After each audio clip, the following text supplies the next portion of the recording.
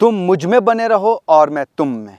यदि डालियाँ दाखलता में ना बनी रहे तो वो फल नहीं ला सकती, और उसी तरह से यदि तुम मुझ में ना बने रहे तो फल नहीं ला सकते। तुम मेरे बिना कुछ भी नहीं कर सकते। यूहन्ना उसका 15 अध्याय उसकी 4 और 5 में ये बात यीशु मसीह अपने लोगों के लिए कहते हैं। इसका क्या मतलब है? हम सीख रहे हैं मसीह में बढ़ना या ख्रिस्त की ओर कदम, और ये 8वां कदम है जिसके बारे में हम सीखने जा रहे हैं। क्या आप मसीह में बढ़ना चाहते हैं? यदि हाँ, तो इस वीडियो को निरंतर देखते रहें।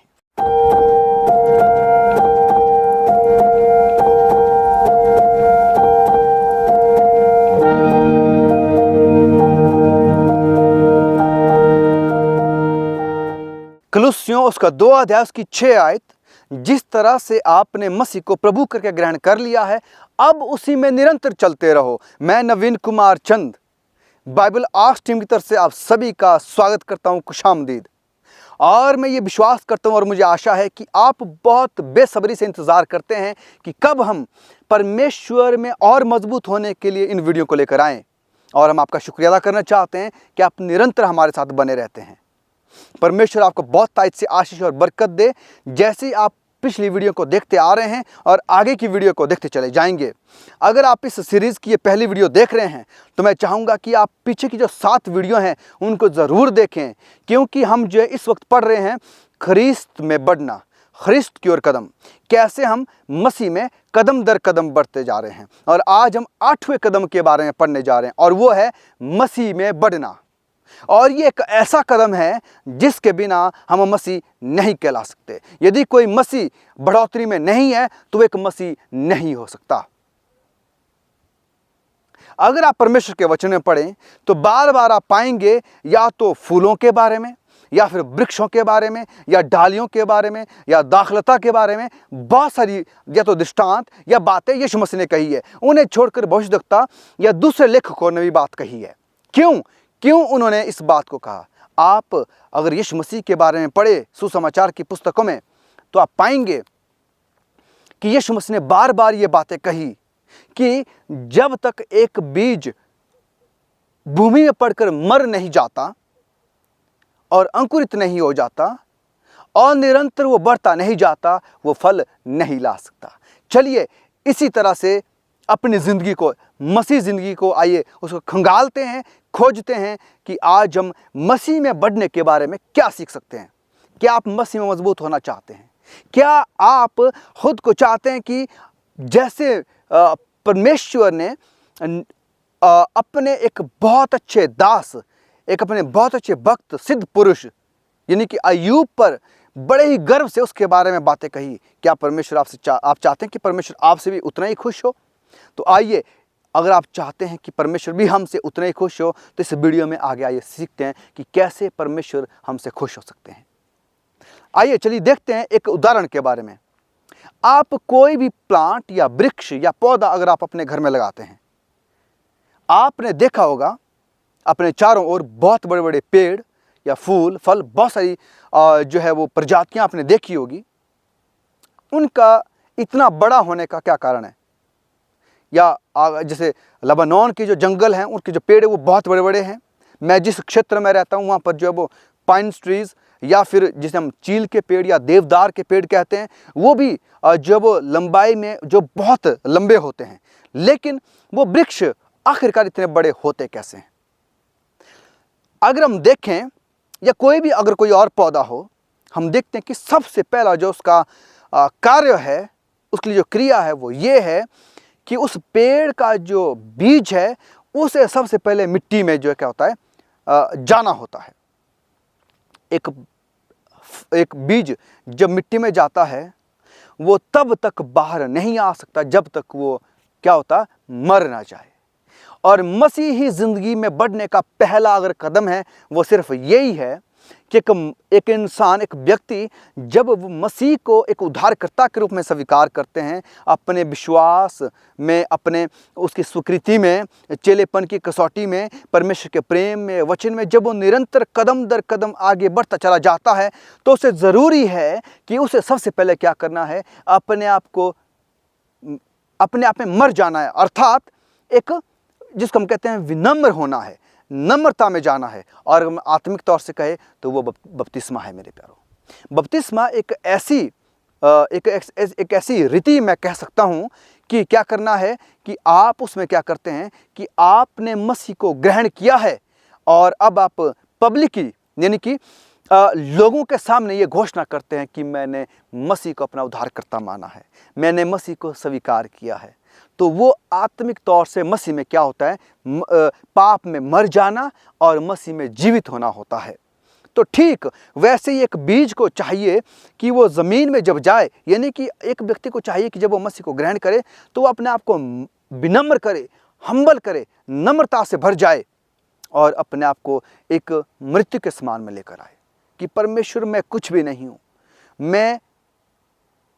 मुझ में वो योग्यता नहीं है कि मैं आपके पास आ सकूं, मैं पापी हूँ, गुनहगार हूँ। और परमेश्वर का वचन कहता है रोमियो उसका 3:23 में कि कोई भी धर्मी नहीं, सब जो वो क्या है, कोई भी पाप रहित नहीं है, सब ने पाप किया है। तो आप और मैं, हम सब पापी हैं।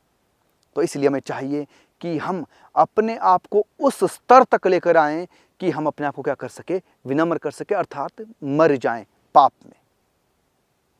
और जब एक बीज मर जाता है तो क्या होता है, तब वो क्या करता है, धीरे धीरे फलता है और ज़मीन से बाहर आता है।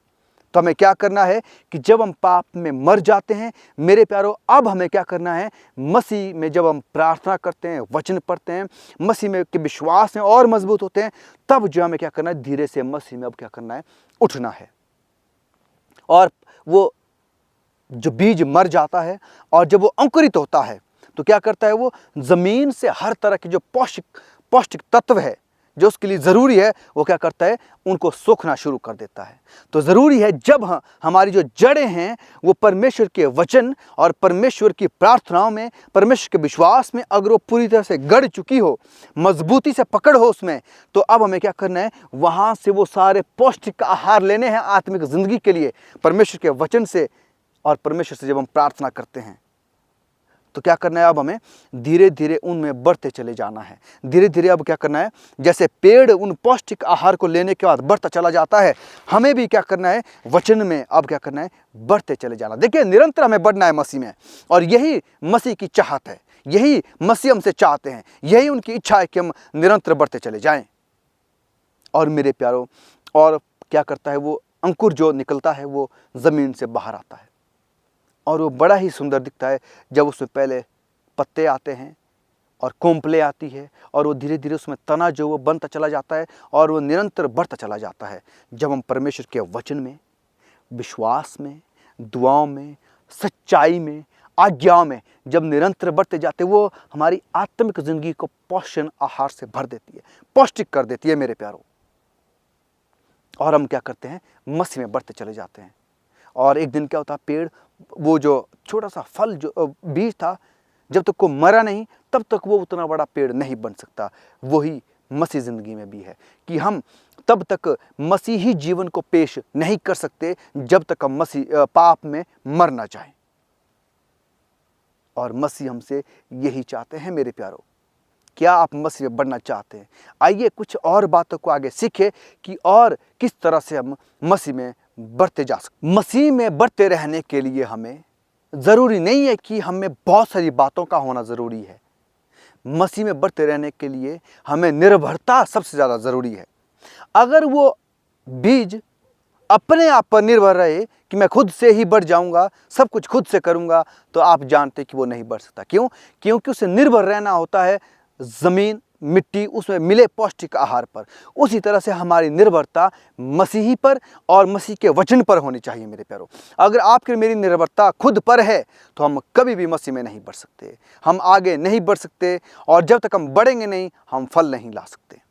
मसीह में बढ़ते रहने का जो आखिरी पड़ाव है वो है फल लाना। जब वो छोटा सा बीज मरकर अंकुरित होकर धीरे धीरे जब बढ़ता चला जाता है और आखिर में जब तक वो ज़मीन से जुड़ा हुआ है तब क्या कर सकता है, वो उसमें पत्ते, फल, फूल जो वो उसमें आएंगे। ठीक उसी तरह से जब हम मसीह में जुड़े हुए हैं, उस परमेश्वर के वचन में जुड़े हुए हैं और मसीह की मोहब्बत से जुड़े हुए हैं, तब जाकर क्या होगा कि हमें वो जो है फल आ सकते हैं। इसीलिए जो पहली आयत मैंने कही कि जिस तरह से डालियाँ अगर वो दाखलता से जुड़ी हुई नहीं है वो फल नहीं ला सकती, ठीक उसी तरह से अगर हम मसीह में रूटेड नहीं हैं, अगर हम मसीह में जुड़े हुए नहीं हैं, हमारी जड़ें अगर परमेश्वर के वचन में नहीं हैं, तो हम भी फल नहीं ला सकते। और ये फल आम, सेब या अंगूर इस तरह के फल नहीं, ये फल है आत्मा का फल, जिसमें प्रेम, धीरज, भलाई, करुणा, संयम, ये सब 9 तरह के जो फल हैं,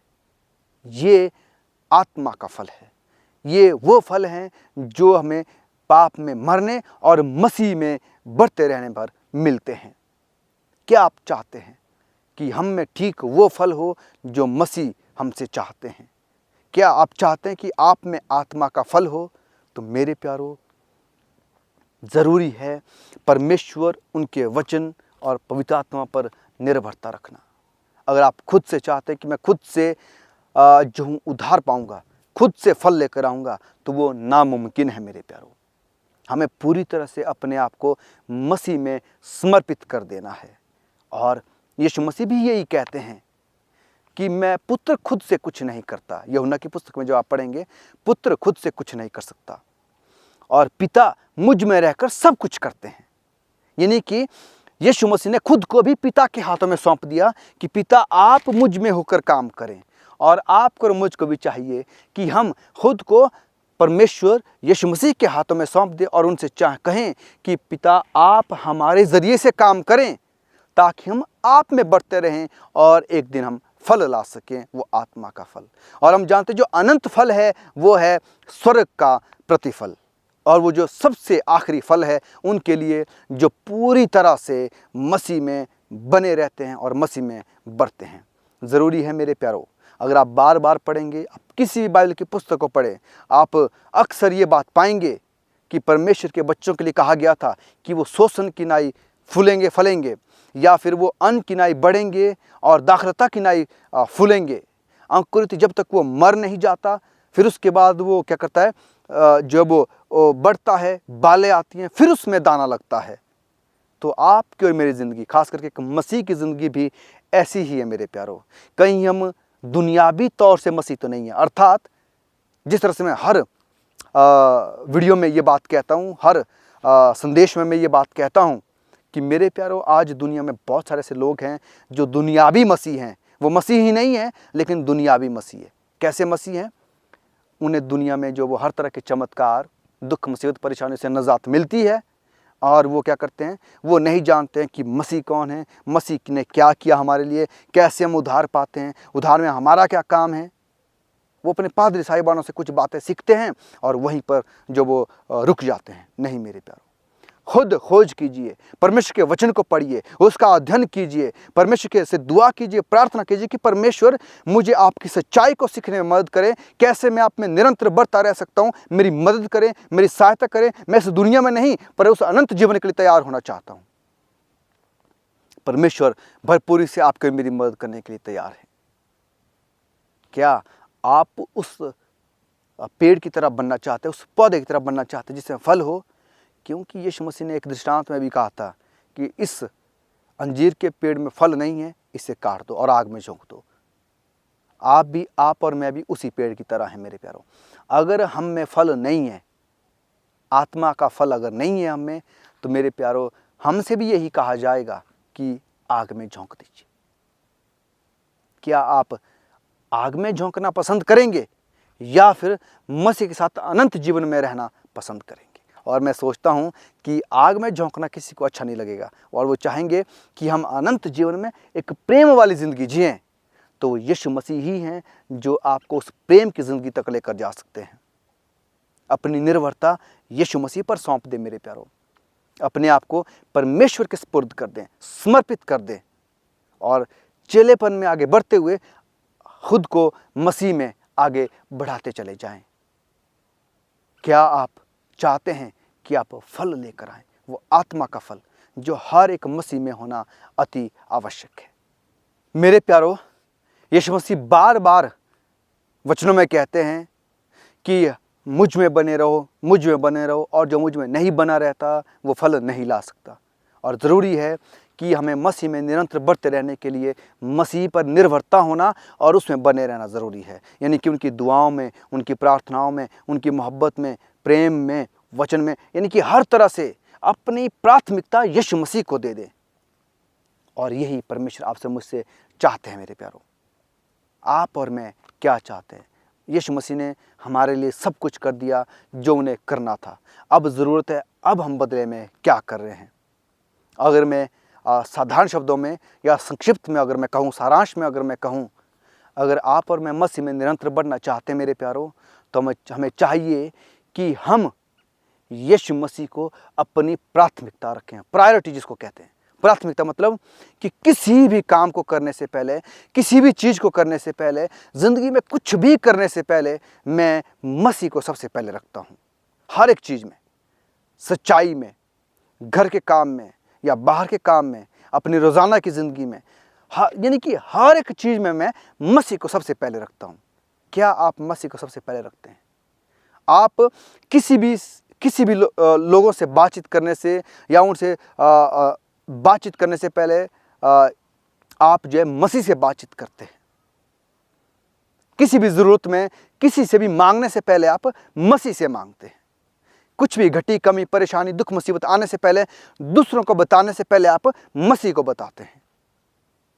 ये एक संबंध है मेरे प्यारों। ये एक ऐसा रिश्ता है जो केवल आपके और मसीह के बीच में हो सकता है। और हमें चाहिए कि हमें ये रिश्ता कायम करना है, ये संबंध कायम करना है। जितना गहरा ये रिश्ता होगा उतनी ही मजबूती से हम मसीह में बने रहेंगे। समय आने वाला है, बहुत सारे रिश्ते मसीह के साथ जो वो टूट जाएंगे, वो रिश्ते जो सतही तौर पर है, जो ऊपरी तौर पर है। हम उन लहरों के समान ना बने, समुद्र की लहरों के समान, जो एक समय में ऊंची और दूसरे समय में बराबर होती है। पर हम क्या करें? मसीह में ऊंचे ही बने रहे, यानी कि मसीह के साथ अपना संबंध बनाए रखें, अपना वो रिश्ता बनाए रखें, ताकि कोई भी परेशानी, मुसीबत, कोई भी एक बड़ी लहर, भूकंप, तूफान अगर जिंदगी में आए तो हम स्थिरता से खड़े रह सके। और इसके लिए मसीह भी यही कहते हैं कि मैं आपकी पूरी मदद करने के लिए तैयार हूँ इन सब चीज़ों में। बस मैं चाहता हूँ कि आप मुझे निर्भर रहें मुझ पर। और मेरे प्यारों, आज हम सीखते हैं कि अगर हमें मसीह में बढ़ना है तो हमें निर्भर रहना है यीशु मसीह पर, और पवित्र आत्मा के ज़रिए से वो हमारी भरपूरी से मदद करने में तैयार हैं। तो मेरे प्यारों, आज के लिए इतना ही। आप इस चैनल को सब्सक्राइब करें, वीडियो को लाइक करें, इस पर कमेंट करें। आपके जो भी विचार हैं, कोई सवाल हैं, तो हम ज़रूर आपसे बातचीत करेंगे, उनका उत्तर आपको देंगे। और हम चाहेंगे इसको दूसरों के साथ साझा करें। और हम चाहेंगे कि आप निरंतर जो है वो इन वीडियो को देखते रहे, ताकि आप निरंतर मसीहत में बढ़ते रहें। आप इस चैनल को सब्सक्राइब करें, ताकि जब भी हम वीडियो अपलोड करें तो आपको उसके अपडेट्स मिलें और आप तुरंत मसीह के वचन की उन बातों को सीख सकें। मसीह की वो बहुतायत की आशीष आप सब पर बनी रहे और हमें दूसरे आगमन के लिए तैयार करने में मदद करे। परमेश्वर आपके साथ बना रहे।